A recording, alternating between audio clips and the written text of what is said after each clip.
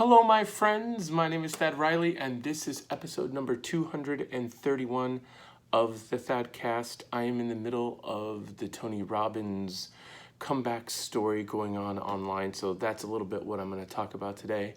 Not really much of a review, though, of what we've been talking about. Maybe a little bit of a new direction with it.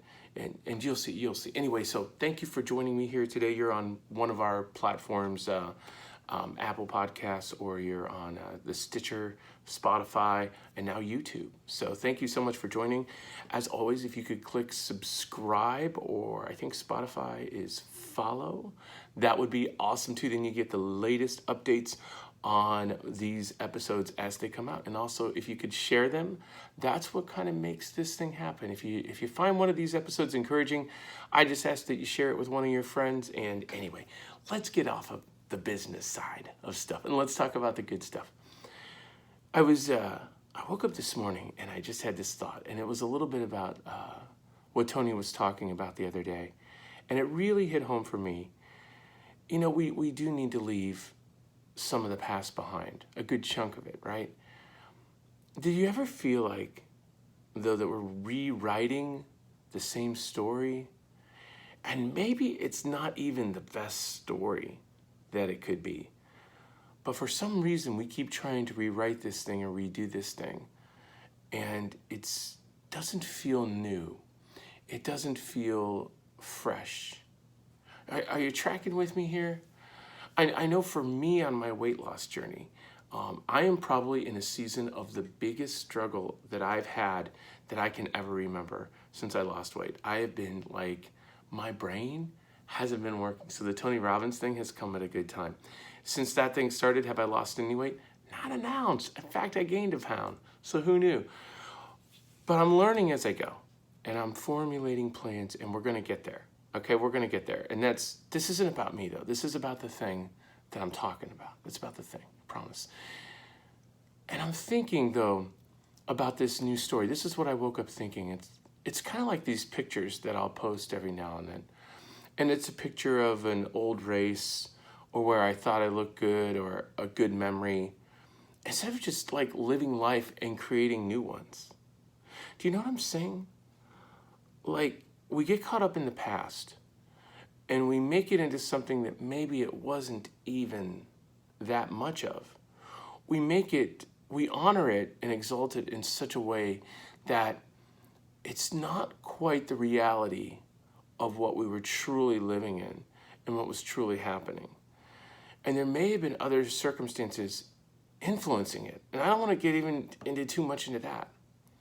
My encouragement is for you and I today is to live a new story, a new, fresh story, to get kind of away from the things of yesterday, to get away from, it doesn't mean that we don't lose the habits, try and redevelop some of those. But what it means is stop trying to be the person you were 10 years ago when you were doing this, because you're just not the same person. So what do you need today to be the best version of you? That's a really good question. Because if you ask that question with a fresh mindset, it's really going to influence your levels of success. So I think when we sit over here and we get caught in the old story and we think that these things might work and then they don't work, and we go down this path, no. Just assess where you are and take the best, most deliberate action that you possibly can to reach your goals. And you're busy creating a whole new story. Because I feel like I've been trying to rehash the old story. I feel like I'm trying to get back to where I was then instead of work on what do I need to do for 2020? What are my goals today? What are we doing now? That's where I want to live right now, is in the new story, in new pictures, in new events, with new music for my classes, with a new idea of running. And it is not lost on me, God's hand on 2020 with my running. I've had 4 injuries in this year alone. I think 5 actually. I had a problem with the top of my foot. It was okay. Then I blew up both Achilles, and now both of my knees are sore beyond all get out, and I haven't been able to run for a week. And then all my races were canceled. I think God's got a new story for me right now. I just need to open my eyes and be ready to move and to take massive action, however that new story leads. I want to read from 2 Corinthians 5:17 today. And it says, "This means that anyone who belongs to Christ has become a new person. The old life is gone, a new life has begun." The beautiful thing about technology in the world we live in today, we have so many more resources that we didn't have before. And because of that, we can create new things and be engaged in new things like we've never been. This is an exciting time to be alive because we can explore, we can research, and then we can take action that maybe even a year ago, 2 months ago even, we would have never dreamed that we would have taken and would have gotten definitive results. I think God is always doing a new thing in the followers of Jesus because our lives are His and not our own. Well, whose agenda are we on, right? When you're on God's agenda, He is doing things.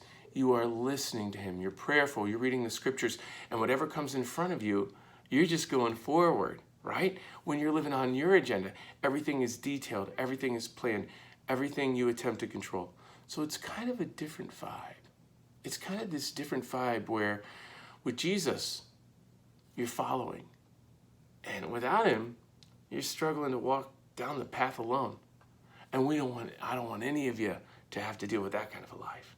Because there's so much joy and adventure and newness and freshness and awesomeness in being a follower of Jesus. Maybe that's the big decision that you need to make right now for your life. The number one decision. Who are you following? Who is leading you through this life? And I pray that God will lead you and I through this life. And sometimes we get faced with tough moments and we feel pretty alone, right? And we don't know what to do.